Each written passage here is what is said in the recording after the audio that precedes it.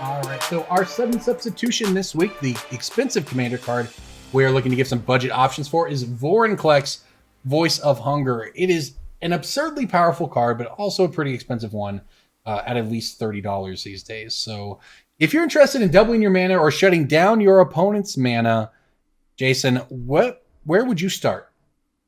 For not $30, you are not going to be able to accomplish both. So I thought for a creature-based option, you're going to have a nice fat body attached to it, and you're going to double your mana and do another thing. That other thing won't be shutting their mana down, but it will be introducing the Monarch mechanic into the game. What? Let's look at Royal Behemoth, as I like to call him, from Conspiracy. Regal Behemoth is quite the card. The Monarch. He makes you the Monarch, and then somebody can take the Monarch from you. So, like, hey, you're drawing cards. Whenever you tap a land for mana, while you're the Monarch, add 1 mana of any color to your mana pool.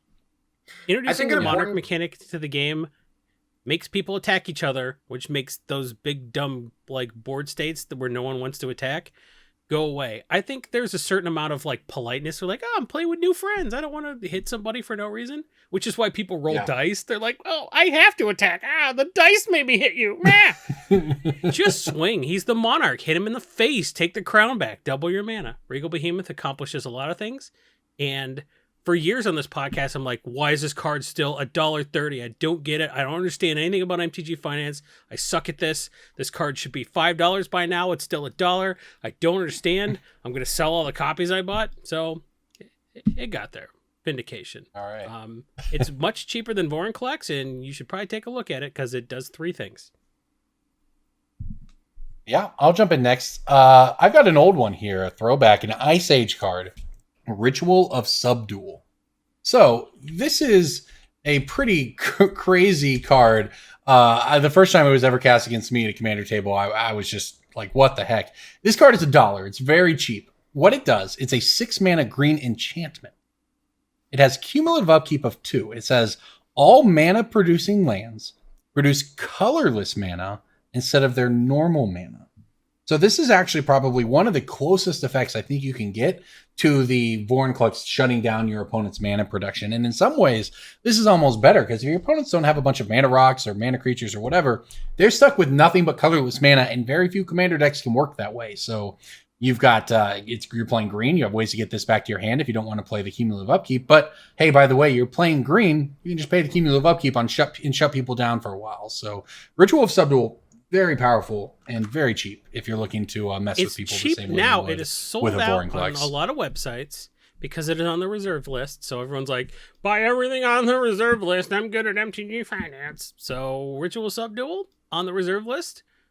It's Ice Age, so there aren't a ton of copies out there. So like they're starting to dry up. So if you think you would like to buy Ritual of Subdual to play with, perhaps look at walking, not running, but walking to your favorite retailer, such as channelfireball.com, to pick up your copy. There you go. DJ, jump on in. What do you got? When I think of Vorinclex, I think of rubbing your fingers against your temples because you don't know which lands to tap because you know that they're not going to untap next turn. There's a lot of mana doublers in the game. There's a lot of options you can choose for that. But for making it so your opponents are frustrated when it comes to tapping their permanents, I like Freyalise's Winds. This is another Ice Age card. It is a green enchantment for 4 mana.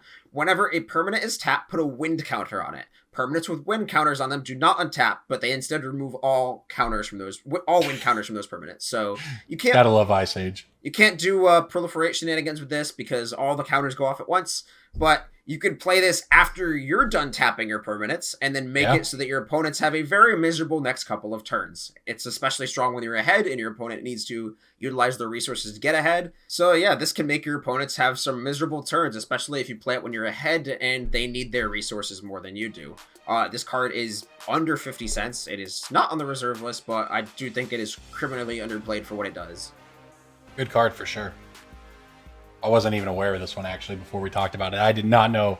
You said Freyalise's Winds. I'm like, oh, is that some kind of commander card or something? Must have come out with Freyalise. Nope. It's just casually from Ice Age.